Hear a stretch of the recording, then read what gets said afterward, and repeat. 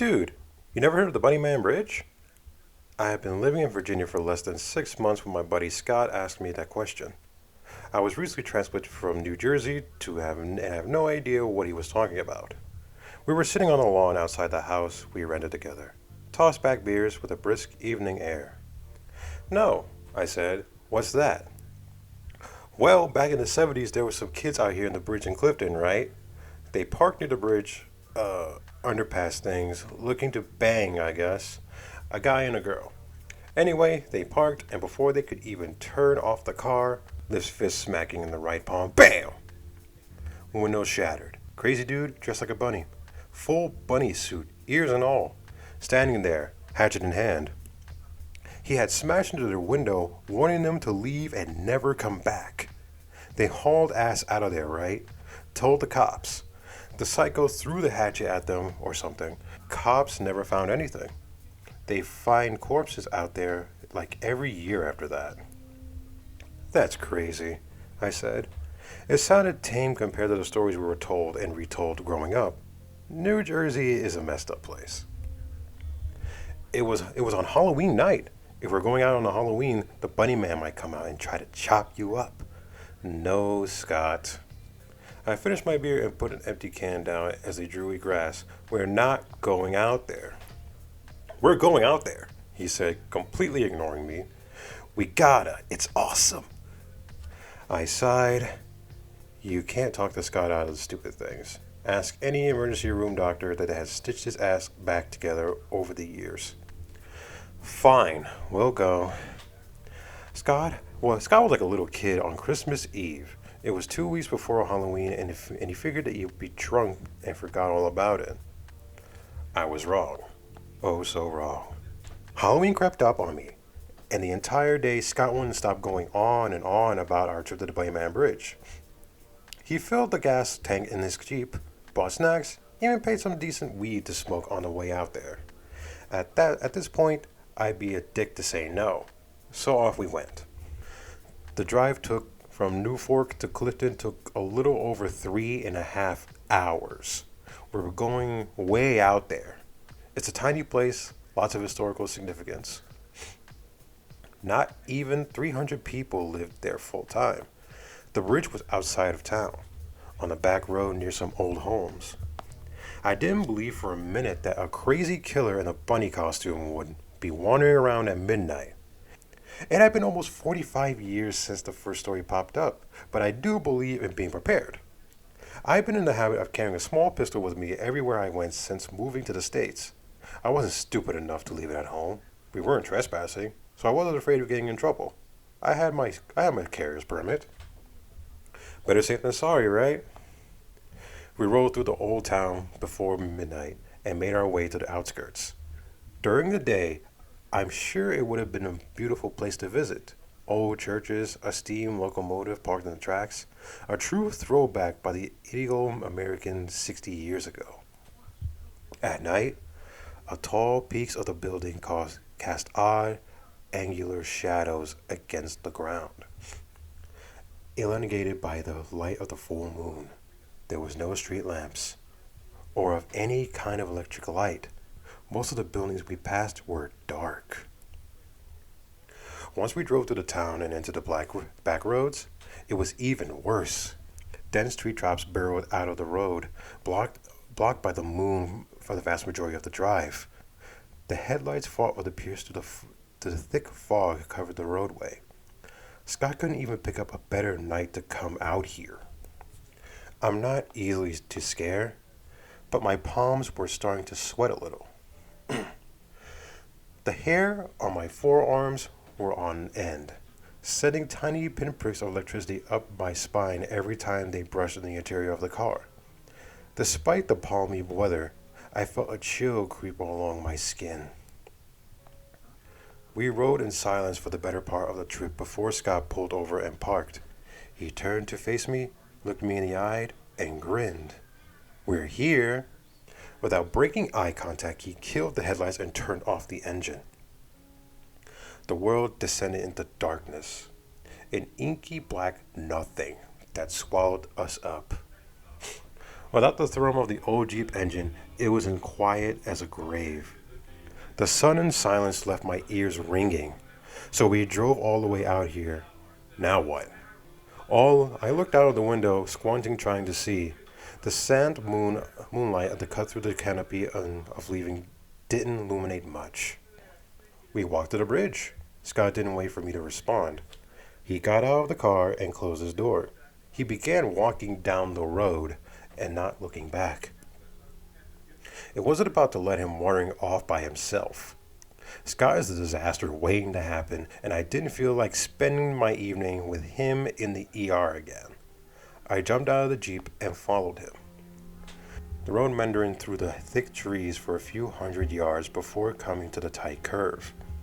We walked through the still night side by side, rounding in the bend of the road.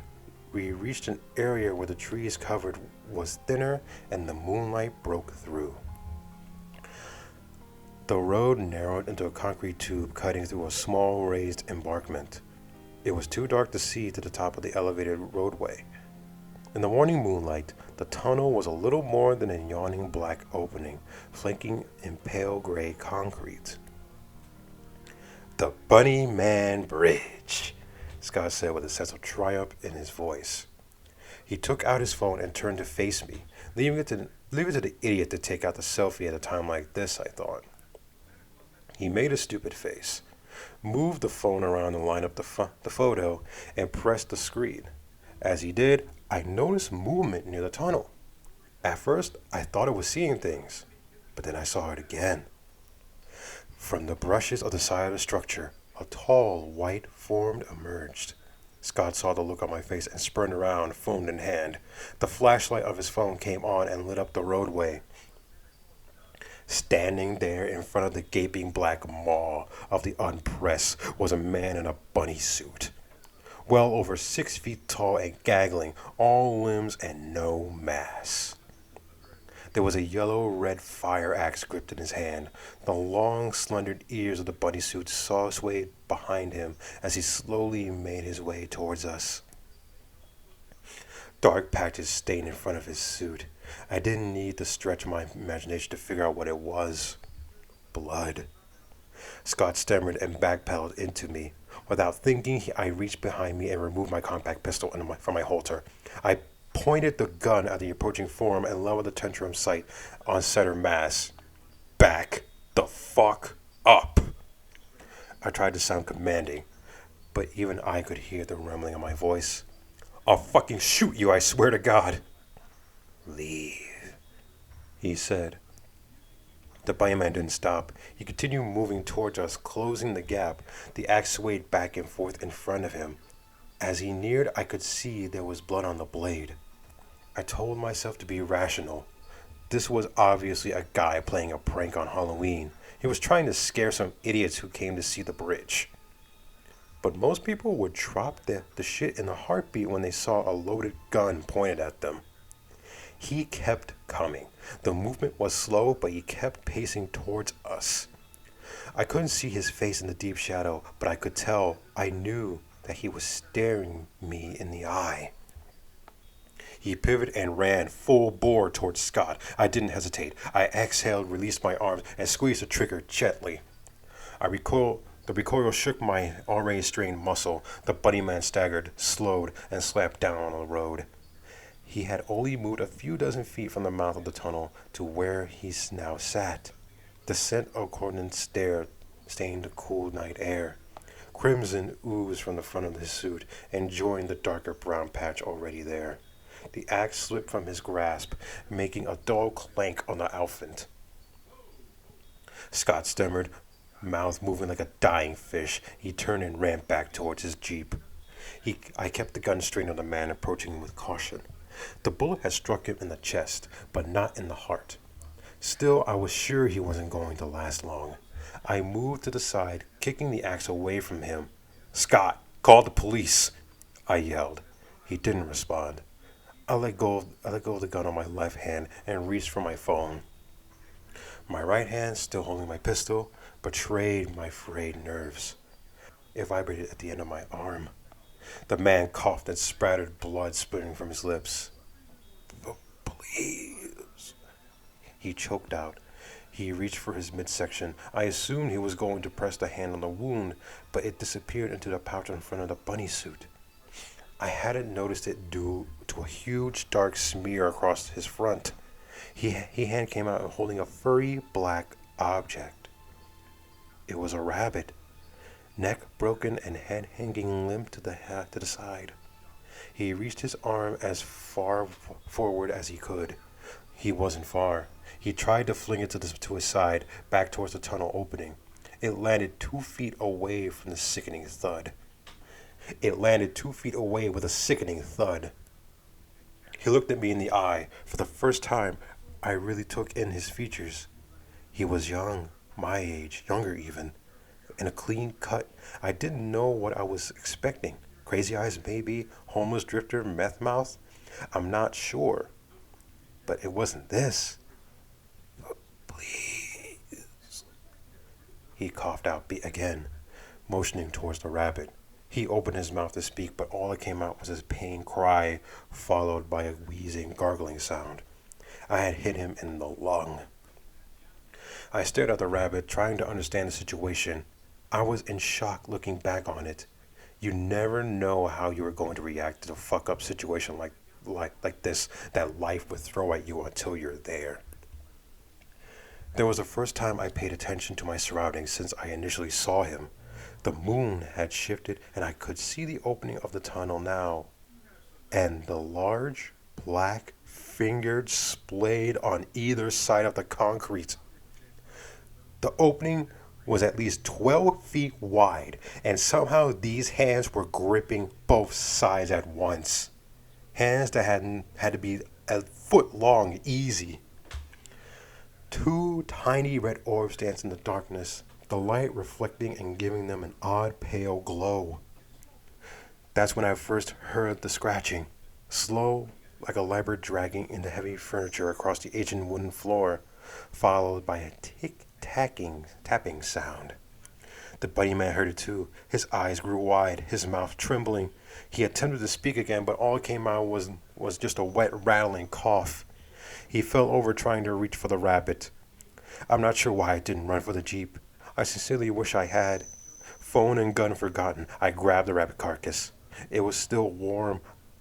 I threw it, with everything I had left in me, into the dark opening. The silence grew paled, and the trampered shadow fingers retreating into the tunnel. I heard a sickening crunch. The dragging started again, retreating into the depth of the darkness. I looked at the Bunnyman, lying on the ground, laboring to breathe. His face relaxed and he smiled. His unfocused eyes locked on me, and he looked relieved. Your problem, he said, then laughed. The laugh turned into a gargling, choking noise, and then he laid still. I walked to the Scott's truck and found him curled up on the floor in the back seat crying. I regained my senses enough to call the police at this point. They came out, took our statement and my pistol, and they had held us for a while. The Bunnyman was a student who had been living in this area. We didn't find out much else. They found 2 more dead bunnies in the pocket of his outfit. They determined that I had fired in self-defense and I wasn't charged with any crime. Scott never asked to go to the Bunnyman Bridge again. He moved out a few months later, and I haven't spoken to him since. Time went by. My therapist told me that I had imagined the thing in the tunnel. This was my way of coping with killing a man who intended to do harm to me and my friend. I began to believe it. October came again and Halloween passed without incident. I was curious, though, about why I never heard anyone talk about the real Bunnyman. After what happened, I never saw it mentioned anywhere online or on the news. I was reading in the forum posted by a local Virginia legend with the Bunnyman Bridge came up. Most people registered the same old tales about the escaped convict and supernatural rabbits. But one person posted something that chilled my blood. They found another corpse this year, eaten. Hasn't happened in 5, maybe 6 years. The Bunnyman must be gone. Cold crept up my spine. The Bunnyman was gone. I could hear the sickening crunch of that thing eating the rabbit. Corpses eaten. Your problem. It took me a while to come to terms of what happened. I spent the better part of that year driving to Clifton and walking through the tunnel during the day.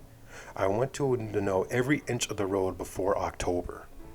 Nobody is going to die this year. I've already purchased a bunny suit and axe. I'm not sure where to get the rabbit from, but I have time. It's only August after all.